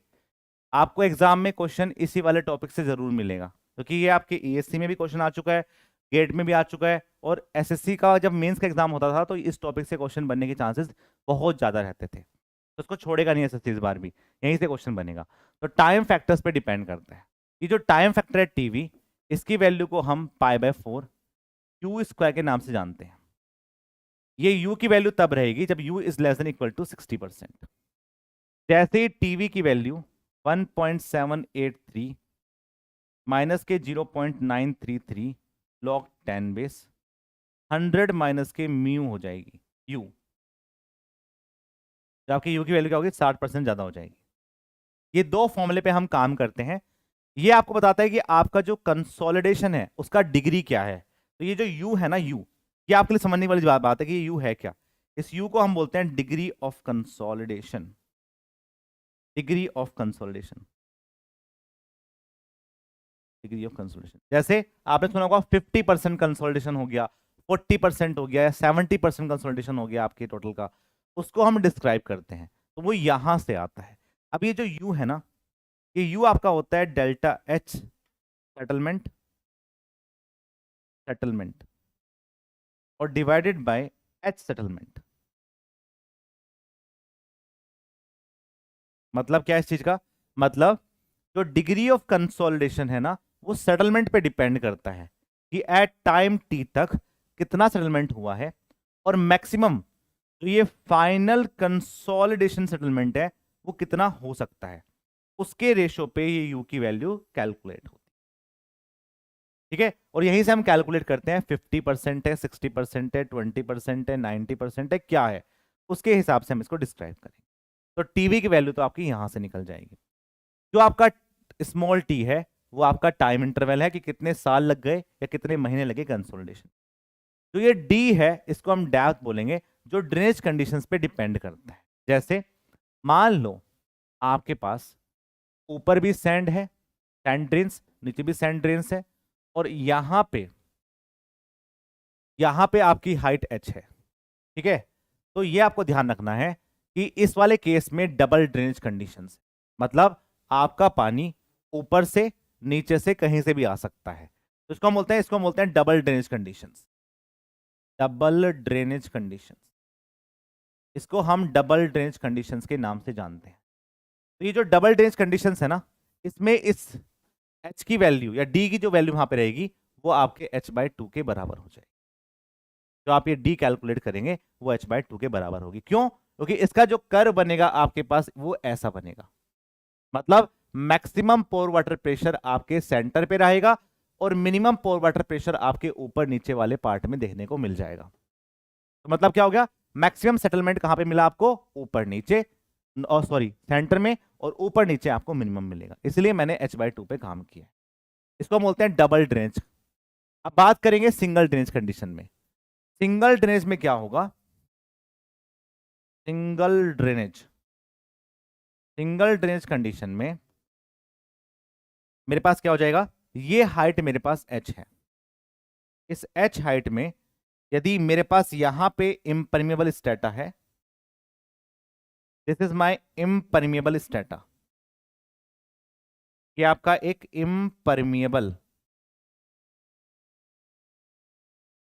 ये आपका एक इम्परमिएबल स्ट्रेटा है, ठीक है, और यहां पे आपके पास सैंड वाला पार्ट है, तो उस केस में ये ट्राइंगल की फॉर्म में बनता है, it is form like a triangle, कि भैया पानी जो यहां से बाहर निकलोगे ना वो एक ही तरह से निकल सको, कैसे, ऐसे निकलेगा पानी। पोर वाटर प्रेशर जो मैक्सिमम रहेगा वो कहां पे रहेगा, आपके बॉटम वाले पार्ट में रहेगा, मैक्सिमम पोर वाटर प्रेशर, और यहां पे 0 रहेगा। तो आपको पूरी एच डेप्थ पे काम करना पड़ेगा कंसोलिडेशन को कैलकुलेट करने के लिए। तो यहां पे क्या हो जाए, यहां पे आपका डी की वैल्यू एच के बराबर हो जाए, ठीक है, ये बात आपको ध्यान रखना है। यहां से आपके एग्जाम में बहुत अच्छे अच्छे क्वेश्चंस बनते हैं कि बोलता है कि 50% कंसोलिडेशन में इतना इतना डेप्थ का चेंज हुआ है, तो बताओ 90% पे कितना होगा। तो ऐसे ऐसे क्वेश्चंस बनेंगे, सिंगल ड्रेनेज कर देगा, डबल ड्रेनेज कर देगा। एक बात और ध्यान रखेंगे, जो हम लैब टेस्ट करते हैं, जो हम लैब टेस्ट करते हैं ऑडियोमीटर का, ऑडियोमीटर टेस्ट करते हैं लैब टेस्ट, उसके अंदर क्या है, उसके अंदर हम एग्जाम में बोलेगा नहीं, उसमें एग्जाम में से बोलेगा कि हमने ऑडियोमीटर टेस्ट करा है, उस केस में हम टरजागी, हम क्या टरजागी जो बाबा थे हमारे, उन्होंने डबल ड्रेनेज कंडीशंस पे ही काम किया था, they work on double drainage condition, वो आपके डबल ड्रेनेज कंडीशंस पे ही काम करते थे, डबल ड्रेनेज कंडीशंस पे काम करते थे, ये आपको समझ में आना पड़ेगा, ठीक है। अब यहां से कुछ अच्छे अच्छे फैक्ट्स जो आपको समझना है,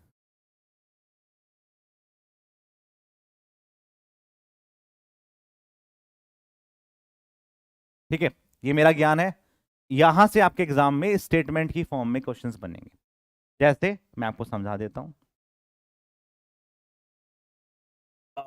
T50 की वैल्यू बता दो कितनी है, ठीक है, ये वैल्यू आपको याद करनी है, कहीं मिलेगी नहीं आपको, ऐसी ऐसी चीजें मैं आपको समझा रहा हूँ।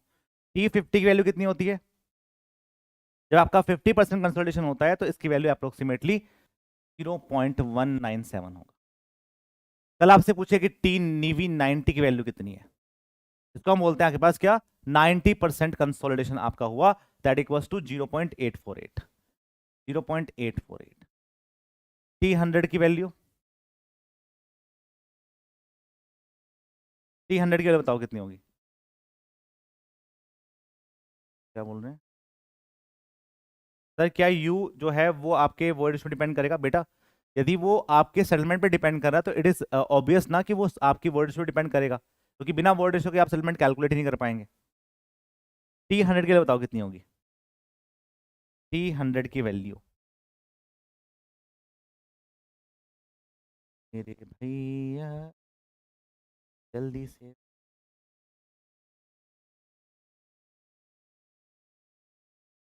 1 वैल्यू होगी, वाह लड़को वाह, गजब गजब कर दिया है।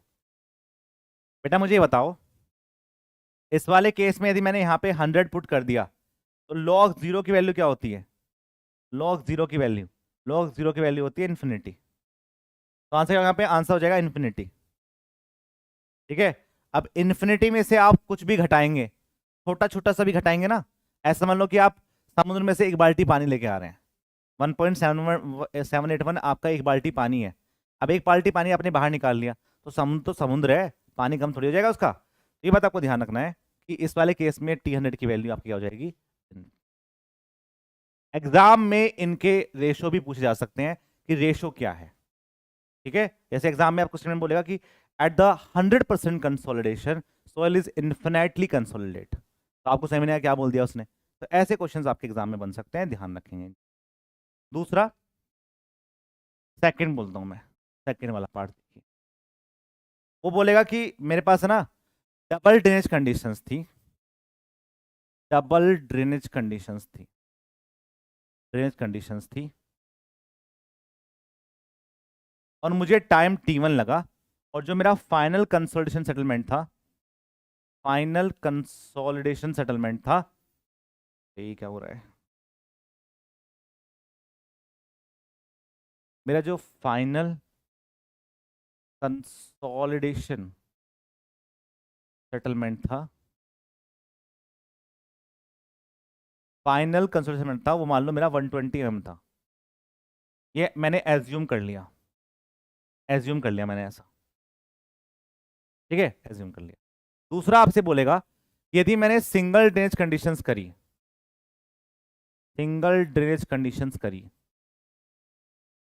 सिंगल ड्रेनेज कंडीशंस करी, और टाइम मुझे T2 लगा वहां पे, तो जो फाइनल कंसोलिडेशन होगा, फाइनल कंसोलिडेशन सेटलमेंट होगा, वो 120 के बराबर होगा, 120 से बड़ा होगा, 120 से कम होगा, और पता नो, पता नो। ऐसे क्वेश्चन भी आपके एग्जाम में बन सकते हैं, ठीक है। कि भैया क्या बोल रहा है वो ये बोल रहा है कि जब हम डबल डेज कंडीशंस पे काम कर रहे हैं, सिंगल डेज कंडीशन पे काम कर रहे हैं, तो हमने फाइनल कंसोलिडेशन सेटलमेंट कैलकुलेट,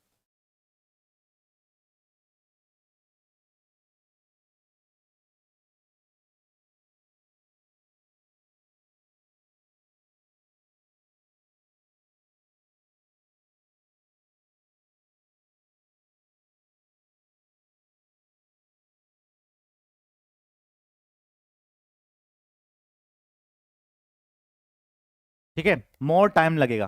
तो क्या होगा इस केस में, आपका जो फाइनल कंसोलिडेशन सेटलमेंट है, आपका जो फाइनल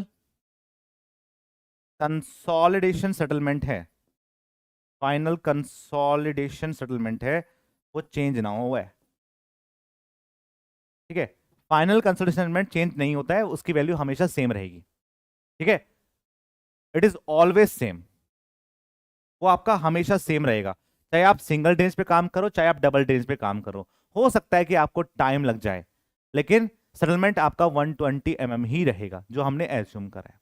तो it is not change, it is always 120, ठीक है। बट ऐसा हो सकता है कि हम ऐसा बोल सकते हैं कि जो टी सिंगल है मेरे पास, और जो मेरे पास टी डबल है, टी डबल ड्रेनेज है मेरे पास, उसमें आपका 4 टाइम्स लग जाए, 4 गुना लग जाए, 4 टाइम्स, ठीक है। सिंगल ड्रेनेज में आपको 4 गुना लग जाता है। आप उसको कैलकुलेट भी कर सकते हैं, एक जगह डी की वैल्यू h/2 रख दो, एक जगह h रख दो, वहां से आप कैलकुलेट कर सकते हैं,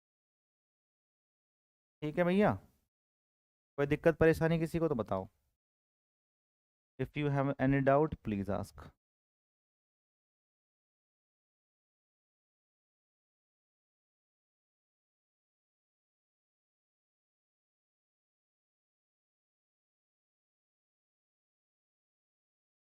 ठीक है, क्लियर सभी को ये चीजें। तो इसी को हम कैलकुलेट करते हैं। अब मेरा जो मेन कंसेप्ट है वो ये है कि इस सीवी की वैल्यू को भी कैलकुलेट करना पड़ेगा, क्योंकि यहां पे हमें TV equals to CV into T/d²। CV की यूनिट के मेरे पास होगी सेंटीमीटर स्क्वायर पर सेकंड में, हम इसको कैलकुलेट करते हैं सीवी को। लेकिन जब तक मुझे सीवी नहीं पता होगा, कोफिशिएंट ऑफ कंसोलिडेशन हमें पता ही नहीं होगा, तो हम कैलकुलेशन नहीं कर सकते। तो मेरा मेन कंसर्न होता है सीवी को कैलकुलेट, कि मैं आपके सीवी को कैसे कैलकुलेट कर सकता हूं, ठीक है। तो उसके लिए हम दो तरह के मेथड्स पे काम करते हैं। आपने नाम सुना होगा square root of time fitting method, या लोगरिथमिक मेथड पे हम काम करते हैं, वो आपको पता होना चाहिए, ठीक है। अब हम लिखेंगे determination of CV, determinations of CV value, ठीक है। तो उसके लिए हम क्या करते हैं, हम उसके लिए दो तरह के मेथड्स पे काम करते हैं।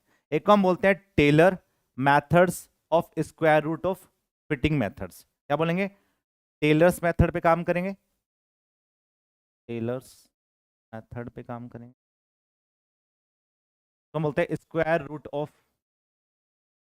Square root of fitting method.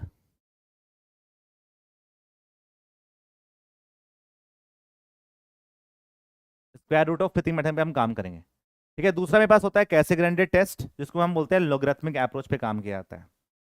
Second आपका रहेगा कैसेग्रेंडे, जो आपके लॉगरिथमिक लॉगरिथमिक फिटिंग मेथड्स पे काम करेगा। हम बेसिकली इसमें कुछ नहीं करते, हम इसमें 50% और 90% पे कंसोलिडेशन सेटलमेंट को कैलकुलेट करते हैं कि 50% पे कितना है और 90% पे कितना है, और उसके बिहाफ पे सीवी की वैल्यू को कैलकुलेट करेंगे by the help of some curve, कि वो कर्व मेरे पास कैसा बन रहा है, वहीं से हम कैलकुलेट करेंगे। तो basically in this case 90% consolidation के लिए 90% कंसोलिडेशन के लिए जहां पे आपके टीवी की वैल्यू 0.848 होती है, वहां से हम आपके सीवी की वैल्यू को कैलकुलेट कर लेते हैं। जैसे TV equals to CV into T by T. ठीक है, जहां पे टीवी की वैल्यू मेरे पास 0.848 है और टी मुझे पता होगा और डी मुझे पता होगा, यहां से हम आपके सीवी की वैल्यू को कैलकुलेट कर सकते हैं। दूसरा, इस केस में हम आपके 50% कंसोलिडेशन पे काम करते हैं। 50% कंसोलिडेशन पे काम करते हैं, काम वही है, 0.197 मेरे पास टीवी की वैल्यू रहेगी, is equal to CV into T by D square पे काम किया जाएगा। ये कुछ कॉन्सेप्ट है जो आपको पता करने पड़ेंगे। ठीक है, आप कितना रोल लें कि क्वेश्चन क्वेश्चन करवाओ, क्वेश्चन क्वेश्चन करवाओ, लेकिन आप अपने आप भी लगा देंगे यदि आपके कॉन्सेप्ट क्लियर हो गए तो। ठीक है, ये बात आपको ध्यान रखना है।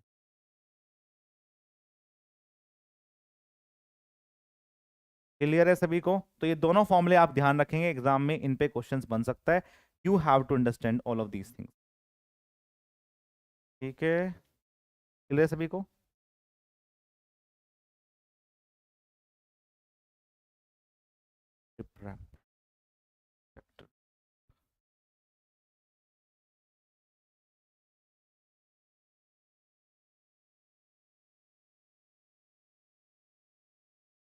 ठीक है, अब मुझे ना बस एक चीज सिखा दो यहाँ पे निकालना। मैं आपको एक चीज निकालना सिखाता हूँ बस यहाँ पे लास्ट में। वाह वाह कर रहे हैं, वाह लड़को। चलो, समझ गए आप मेरी बात है, मेरी भावनाओं को समझ गए। चलिए, देखिए यहाँ पे, मान लो ये आपके सैंड की लेयर है, मैं आपको एक क्वेश्चन करवा रहा हूँ, और उसकी हाइट आपकी h1 है। यहाँ पे आपकी क्ले लेयर है जिसकी हाइट आपकी h2 है। ठीक है, और इस पे ना एक पी लोड भी लग रहा है ऊपर से, पी लोड भी लग रहा है, और आपसे पूछा है इस केस में आप मुझे बताइए कि कंसोलिडेशन सेटलमेंट कितना होगा।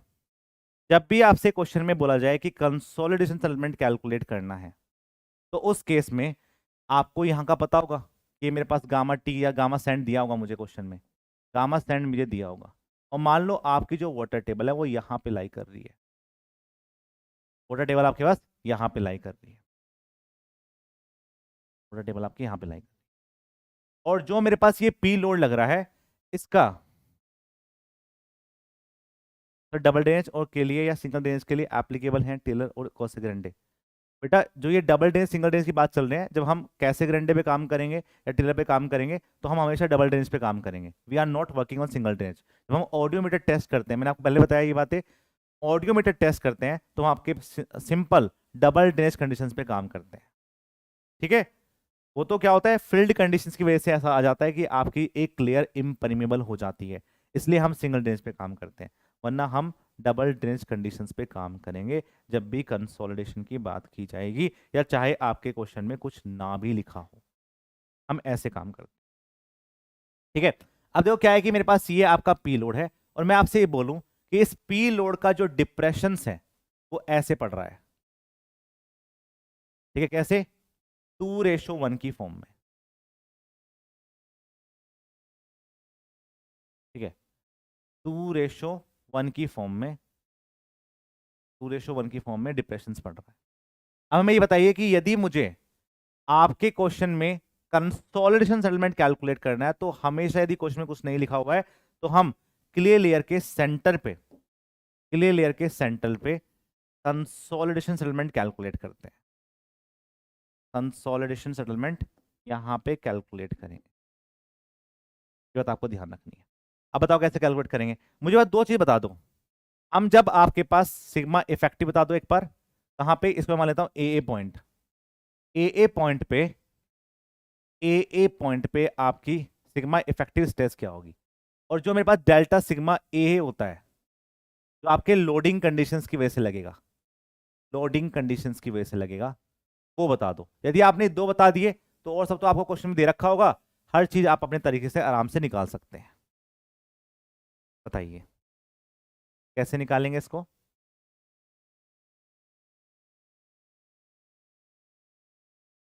बोलिए जल्दी से।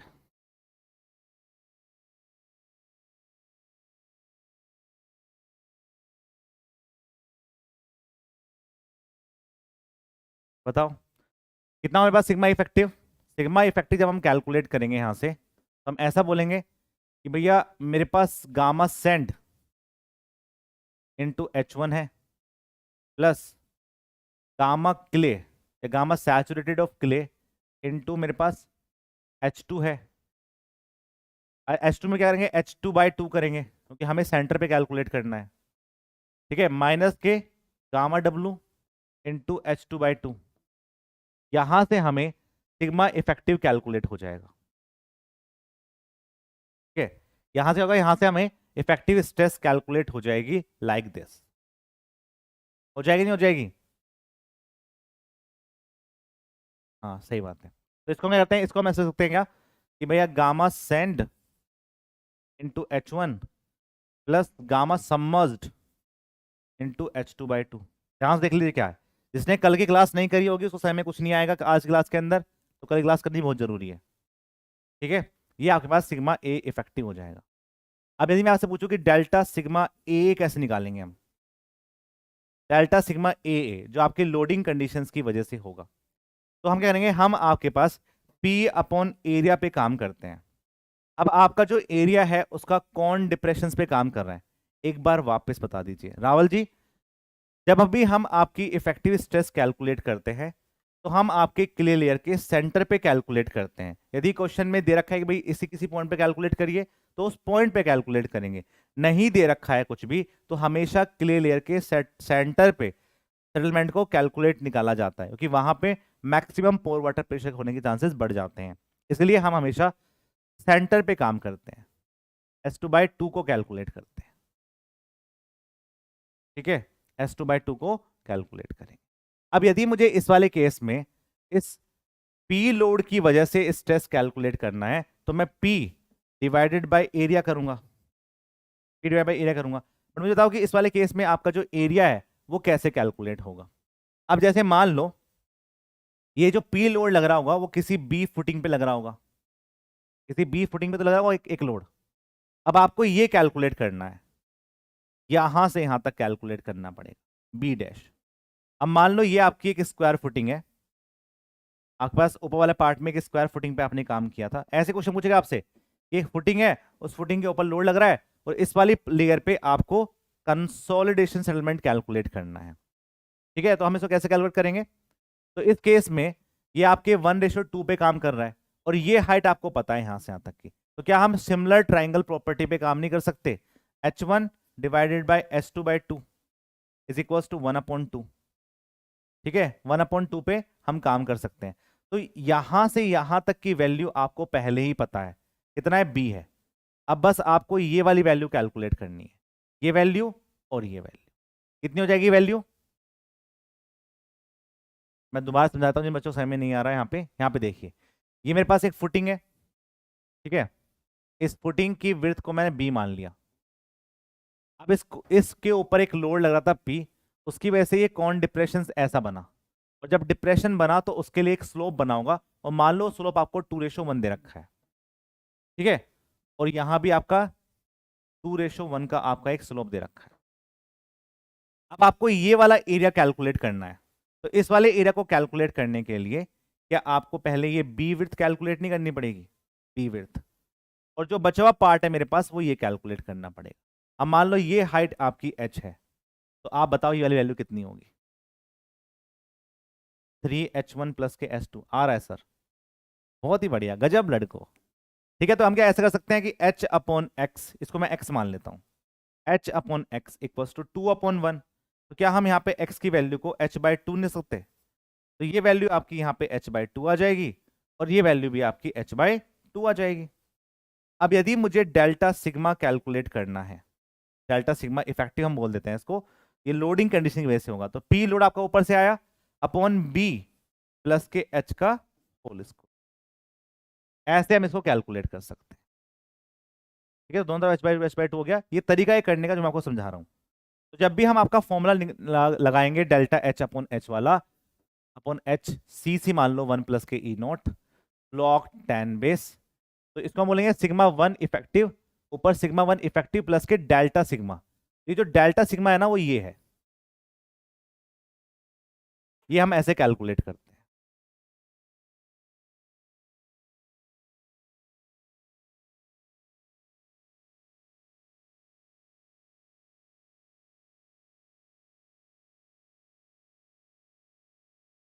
ठीक है, क्लियर सभी को? कोई डाउट है किसी को तो पूछ लीजिए। तो ऐसे मान लो कल को आपकी जो शेप है वो स्क्वायर फुटिंग ना होके रेक्टेंगुलर बन जाए, ट्रेपेजोइडल बन जाए, तो उस हिसाब से आप अपने एरिया को कैलकुलेट कर सकते हैं। तो दोनों में डिफरेंस है, आप सोचो कि ये अलग है, इन दोनों को मिला के हम बोलते हैं सिग्मा 2 इफेक्टिव, इन दोनों को मिला के हम बोल देते हैं। ठीक है, तो ऐसे हम इसकी कैलकुलेशंस कर सकते हैं। अब आप यहाँ पे बता दीजिए कि वैल्यू कितनी आएगी। समझ में आया ना आपको? मैंने एक सिंपल एग्जांपल देके बता दिया। तो ऐसे क्वेश्चंस हम आपको करवाएंगे जो आपके न्यूमेरिकल्स क्वेश्चन होंगे, तो वहां से पहले आपको क्लियरिटी होनी चाहिए क्वेश्चंस में पूछ क्या रहा है, वरना क्वेश्चन तो कर ही लेंगे आप, उसमें क्या है। ठीक है, तो यहां से हम आपके सेटलमेंट को कैलकुलेट करते हैं। You have to understand all of these thing. ठीक है, अब इसके आगे वाला जो पार्ट है वो हम कल करेंगे, आज के लिए मैं इतने रखता हूँ, क्योंकि अभी थोड़ा सा मुझे मोमेंटम नहीं बन पाएगा पूरी क्लास का।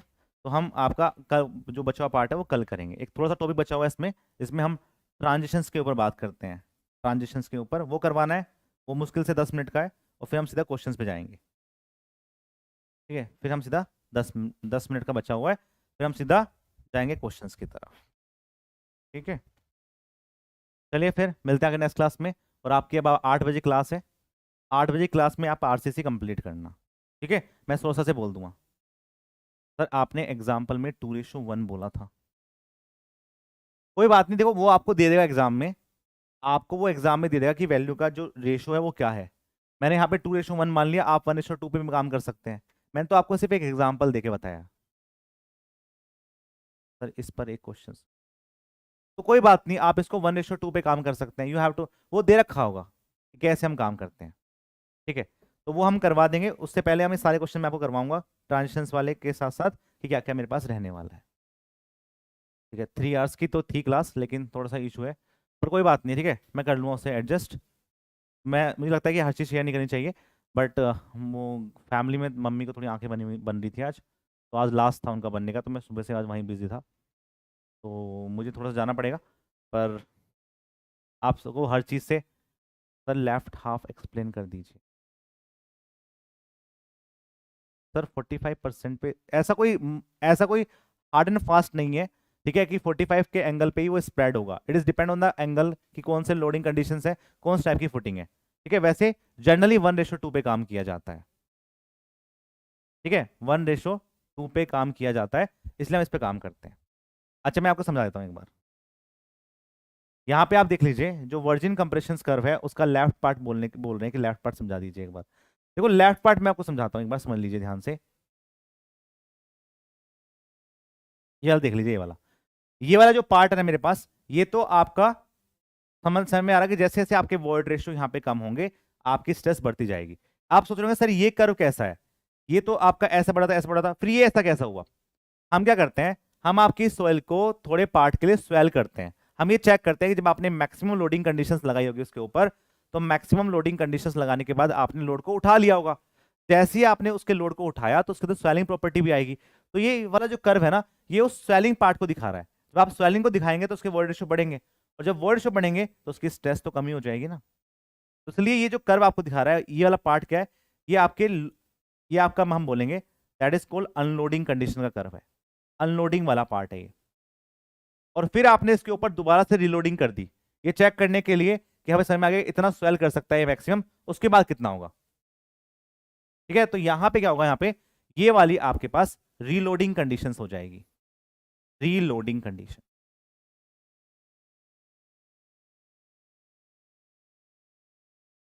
ठीक है, रीलोडिंग कंडीशंस आपकी ये हो जाएगी। तो इस तरह से हम काम करते हैं। आपने जब क्वेश्चन करा होगा तो आपने चेक करा होगा, जब हम ऑडियोमीटर टेस्ट करते हैं तो हम लास्ट में वो स्वेलिंग का वर्ड शो भी कैलकुलेट करते हैं कि कितना मैक्सिमम ये स्वेल कर सकता है लोडिंग कंडीशंस के बाद। तो उसी की हम बात कर रहे हैं यहाँ पे इस वाले कर्व में। ठीक है, और ये कम स्ट्रेस पे होगा, हम यहाँ तो बना सकते हैं उसको, क्योंकि जब हम इसके अंदर स्वेलिंग करेंगे तो स्ट्रेस तो कम ही बनेगी, और इसलिए हमने इसको इस वाले पार्ट में बनाया, इस वाले पार्ट में नहीं बनाया। ठीक है, क्लियर है सभी को? ठीक है, थैंक्स सर, कंसेप्ट एक्सप्लेन करके टॉपिक कवर होता है तो हाँ कोई बात नहीं, आज क्वेश्चन नहीं लगे हैं, लेकिन कल आपके मैक्सिमम क्वेश्चंस स्पीड से लग जाएंगे क्योंकि आपने सारी थ्योरी कंप्लीट कर ली। लोड हटाने के बाद होगा रिलोड, शुरू से करेंगे यहाँ जहाँ पे लास्ट, जहाँ पे छोड़ा था वहाँ पे नहीं, जहाँ पे आपने लास्ट छोड़ा था उसके बाद ही आपकी लोडिंग कंडीशंस की जाती है। कितना स्वेल कर गया, हमें पहला इनिशियल वर्ड रेशो पता था, हमने यहाँ पे स्वेल कर दिया, इतना स्वेल कर गया, और फिर हमने वहीं पे लोड लगा दिया कि जहाँ आपने इसको छोड़ा था वहीं से हम इसको स्टार्ट कर देते हैं। हाँ जी मैं ही हूँ। ठीक है सर, प्लीज थ्योरी कॉन्सेप्ट, हाँ थ्योरी देखो, आज मैंने अब क्लास में करवाया तो हमने ऐसे ही काम करा। इससे पहले वाले टॉपिक के अंदर इतना थ्योरेटिकल टॉपिक था ही नहीं, ठीक है, जो आपको समझ में आएगा, लेकिन आगे आगे आने वाले टॉपिक में shear स्ट्रेंथ ऑफ सॉइल, बहुत ज्यादा लोगों को उसमें दिक्कत होती है, consolidation, earth pressure theory, foundation, उन सारे टॉपिक्स को मैं कवर करूंगा एज पर दिस। और हो सकता था मैं आपको लेकर आता पीपीटी फॉर्म में, लेकिन पीपीटी फॉर्म में आपको इतनी चीजें याद रहती नहीं है। ठीक है, तो आप लिख के थोड़ा काम करेंगे, चीजें आपकी अच्छे से हो जाएंगी। ठीक है, क्योंकि क्या होगा पीपीटी फॉर्म में यार बच्चे लिखते नहीं, हाथ से दिक्कत होती है, आप हाथ से अभी आप ये सब लिख लोगे अपने हाथ से तो चीजें आपकी याद हो जाएंगी, कैसे कर रहे हैं कैसे नहीं कर। ठीक है, तो थोड़ा सा मुझे आज जाना था कहीं पे, पर मुझे आपकी क्लास बंद नहीं करनी थी। ठीक है,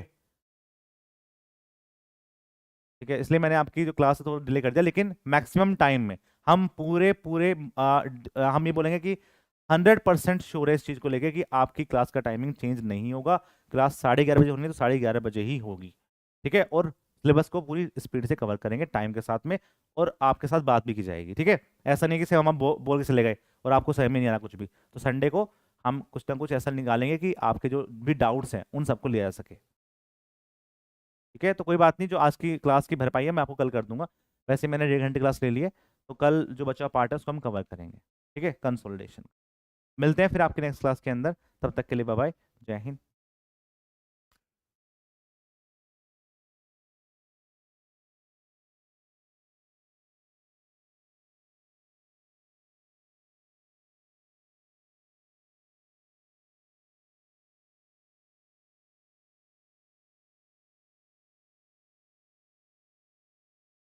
पाँच स्टार्ट नहीं हो रही है अभी, ठीक है, कल से स्टार्ट नहीं हो रही है, जब भी स्टार्ट होंगी आपको पहले इन्फॉर्मेशन दे दी जाएगी। ठीक है, तो अभी आपकी जो 2 क्लास चल रही है आरसीसी की और सोयल की, आप उसी पे कॉन्सेंट्रेट करो। जब आपकी 5 क्लास होंगी, 4 क्लास होगी, 3 क्लास होंगी, आपको पहले ही बता दिया जाएगा। ठीक है, तो परेशान होने की जरूरत नहीं है। ठीक है, बाय बाय।